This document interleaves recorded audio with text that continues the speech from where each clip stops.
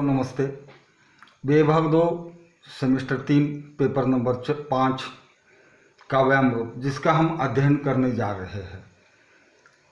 इस सीरीज में हमने सबसे पहले कबीरदास, फिर सूरदास, फिर मीराबाई और घनानंद की कविताओं को देखा है। आज जो है हम इसी श्रेणी के रीतिकाल के एक बड़े कवि रहीम, जिनके दोहों का अध्ययन करने जा रहे हैं। रहीम अपने दोहों के लिए प्रसिद्ध है। रहीम के दोहे जो है नीति परक दोहे हैं। हालांकि रहीम ने लगभग जीवन के सभी विषयों पर लेकर अपनी बात रखी है, लेकिन रहीम जो है मूल रूप से नीति के कवि के रूप में ही सर्वाधिक जो है वो परिचित है।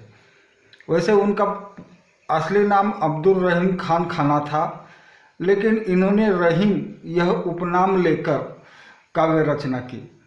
अकबरी दरबार के नवरत्नों में से एक के रूप में रहीम की पहचान है। रहीम जो है अपने समय के एक ऐसे इकलौते कवि थे जो कलम और तलवार दोनों के धनी थे। एक कुशल सेनापति, सिपाही, सरदार, कवि, दानवीर, ऐसे अनेक रूपों से जो है वह रहीम सर्वपरिचित है। आज जो है हम उनकी कविता मूल रूप से उन्होंने अधिकतर दोहों के माध्यम से ही लिखा है, जिसे देखने जा रहे हैं। रहीम का निजी जीवन जो था, वैयक्तिक जीवन था, वह अत्यंत दुखपूर्ण था। अपनी आंखों के सामने अपने 3 पुत्र और पत्नी को मरते हुए उन्होंने देखा था, इसलिए अपने निजी जीवन में वे बहुत उदास रहते थे। किंतु अपना दुख दर्द जो है वो उन्होंने कभी भी समाज के सामने नहीं रखा, बल्कि अपने दुख दर्द को उन्होंने कविता में ढालकर कविता को एक नया आयाम दिया, एक नई ऊंचाई जो है वो प्रदान की। यह रहीम है। रहीम अकबर के बाद बहुत कम जीवित रहे। कहा जाता है कि अकबर के पुत्र ने उनका घात किया या उनको मार दिया, लेकिन आज भी रहीम जो है अपनी सतसई के कारण प्रसिद्ध है। वैसे हिंदी साहित्य में कहने के बजाय भारतीय साहित्य में सतसई परंपरा काफ़ी पुरानी है।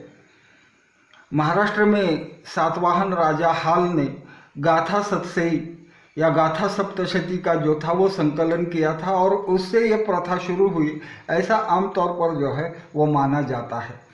आज हम जो है रहीम के कुछ दोहों का अध्ययन करेंगे। हमारे पाठ्यक्रम में रहीम के 10 दोहे हैं जिसको हम देखने जा रहे हैं, और इन दोहों के माध्यम से रहीम का जो है वो जीवन विषयक दृष्टिकोण जो है वो हमारे सामने आता है। रहीम का पहला दोहा जो है वो बड़ा ही प्रसिद्ध है। रहमन गली है सांकरी, दूजो ना ठहराई, आपू अहे तो हरि नाही, हरि है तो आपू नाही। रहीम कहते हैं कि ये प्रेम की गली जो है ये अत्यंत सांकरी होती है। सांकरी मतलब बिल्कुल छोटी, जिसमें एक वक्त एक ही आदमी आ सकता है या जा सकता है, दूसरे आदमी के लिए वहाँ कोई जगह नहीं होती। जो बात प्रेम के संदर्भ में है वही बात भक्ति के संदर्भ में भी लागू होती है, और इसलिए रहीम लिखते हैं, रहमन गली है सांकरी, दूजो ना ठहराई, आपू है तो हरि नाही, हरि है तो आपू नाही। इसके द्वारा मतलब इस गली में अगर आप खड़े हैं तो वहाँ ईश्वर नहीं आ सकते, और अगर वहाँ ईश्वर है तो वहाँ आप नहीं जा सकते। भक्ति में या प्रेम में भी वही बात है जो रहीम ने यहाँ स्पष्ट की है कि जब तक हम अपना मैंपन, अपना अहंकार, अपना अहम और वहम दोनों को नहीं छोड़ते, तब तक हमको भगवान की प्राप्ति नहीं हो सकती। यह रहीम का कथन है। भक्ति जो होती है पूर्ण रूपेण या अनन्य साधारण रूप से हम भगवान की शरण में पहुंचते हैं, और तब कहीं जाकर जो है वो हमें ईश्वर मिलते हैं। यह रहीम का विश्वास था, जिसे रहीम ने इस पहले दोहों के माध्यम से हम लोगों के सामने प्रस्तुत किया है। रहीम का दूसरा दोहा देखिए। रहीमन राम न उर धरे रहत विशत लपटाए, पशु खर खात सवार सो गुरु गुलियाए खाए।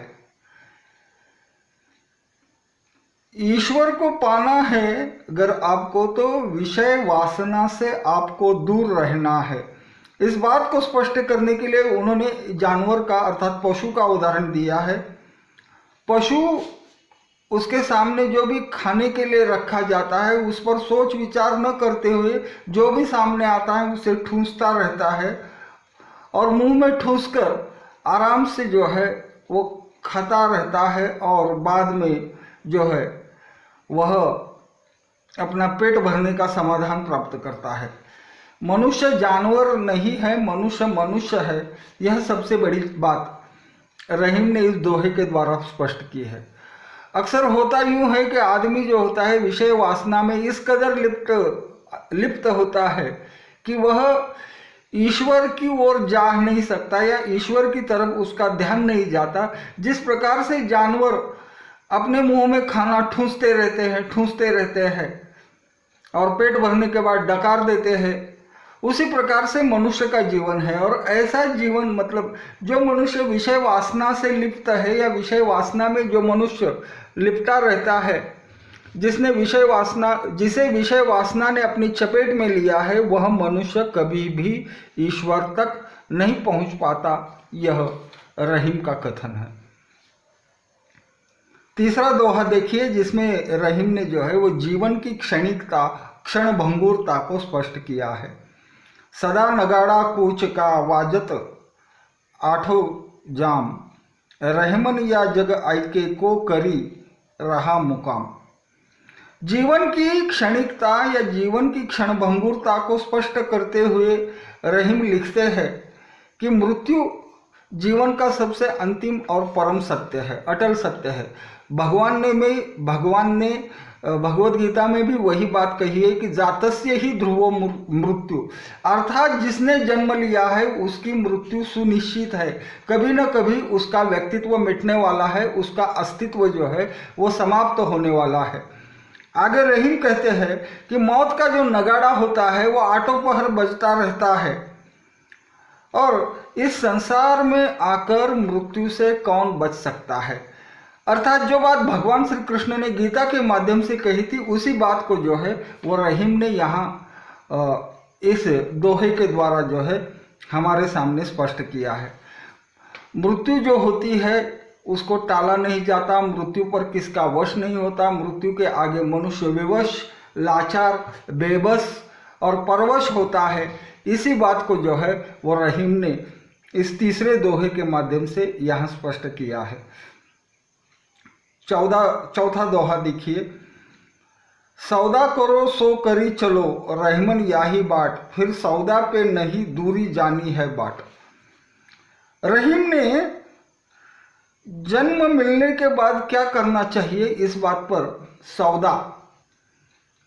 पर अपने विचारों को हमारे सामने स्पष्ट किया है कि यह जन्म जो है यह आखिरी जन्म है। यह जन्म जो है हमें एक बार ही मिलता है, दूसरी बार कोई जन्म नहीं मिलता और इसी एक जन्म में जो है वो हमें अच्छे कर्म करने हैं। अगर आप बुरे कर्म करोगे तो उनको सुधरने के लिए, उन गलतियों को सुधार लाने के लिए आपको दूसरा जन्म मिलेगा। इसकी कौन गारंटी दे सकता है? इसका किसके पास विश्वास है?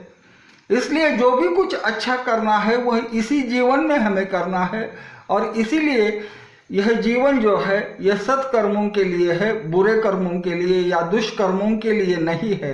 यह रहीम का कथन है। आमतौर पर बहुत सारे दार्शनिक भी यही कहते हैं कि यह जो हमें मनुष्य का जन्म मिला है, इसी जन्म में हमें जो है वो जीवन की सार्थकता को साबित करके दिखाना है। अगर आप जन्म लेकर अपने जीवन में कुछ अच्छा कार्य नहीं कर सकते तो आपका जीवन व्यर्थ है, आपका जीवन फिजूल है। आपने जीवन पाकर क्या कर दिया? क्योंकि जो जन्म आपको मिला था उस जन्म में आप कुछ भी नहीं कर सके। इसी बात को जो है रहीम ने यहाँ इस दोहे के द्वारा हमारे सामने प्रस्तुत किया है। मित्रों, आज हमने रहीम के 4 दोहे देखे। बचे हुए दोहों को फिर हम आने वाले लेक्चर को देखेंगे। आज के लिए मित्रों बस इतना ही कि इसके द्वारा हमें रहीम की जो हैसियत है या रहीम का हिंदी साहित्य में जो स्थान है, इसका हमें पता चलता है। धन्यवाद।